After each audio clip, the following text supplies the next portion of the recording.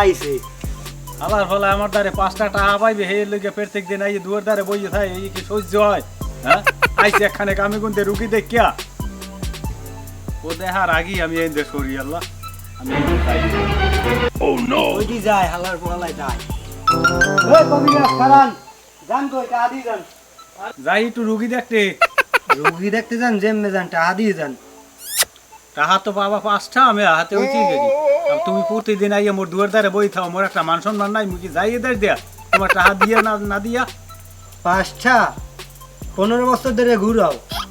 তুমি তো কি কবিরাজ তুমি ভালো মতোই জানি বাজার দে যে গ্যাস্ট্রিক ট্যাবলেট নাপাইসটা হেপার হইলে বুসলতা হেয়ে দিয়ে যে শাল সাবানান হ্যাঁ তুমি জানি না কত মানুষ যে মরতে খাইয়া হ্যাঁ জানি কি মানুষের দ্বারা কওয়া লাগবে না টাকা দেবেন কোনটা তুমি দেবা না দিতে হইবে আজ দাও কাল দাও কেমতের দিন হইলেও তোমার টাকা দিতে হইবে টাকার কোনো দা পিছার মনে হয় জানো তুমি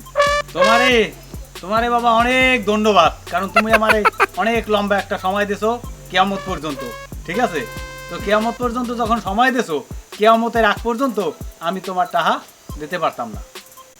মানে তুমি টাকা দেবা না আচ্ছা ঠিক আছে টাকা যখন দেবা না আমি তো দেখতে আছি ব্যাপারটা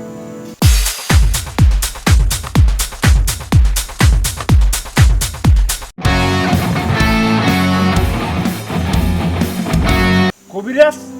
তুমি আমার কিসের দেছো খাবারের লগে লগে আমার দাদা মারা গেছে তোমারে আমি কইছি না যে আমার সালসা এক ফাইলি যথেষ্ট একবারের বেশি খাওয়া লাগে না এই জন্য কি রুগীটা মারা যায় লোকটা হায়াত নাই মরে গেছে মারি দিয়ে থাও মিলে সিলেট পরাই দাও আল্লাহ ব্যস্ত নসিব করুক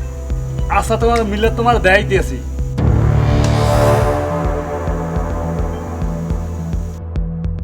এই কবিরাজ আপনি কি শালসা দেন আর কি ঔষধ দেন কে কি হয়েছে শালসা খাইয়া এই এলাকায় মনে হয় 30 থেকে 35 জন লোক মারা গেছে কি ওষুধটা দেন কোন স্যার আমার দাদা শ্বাস খেয়ে মারা গেছে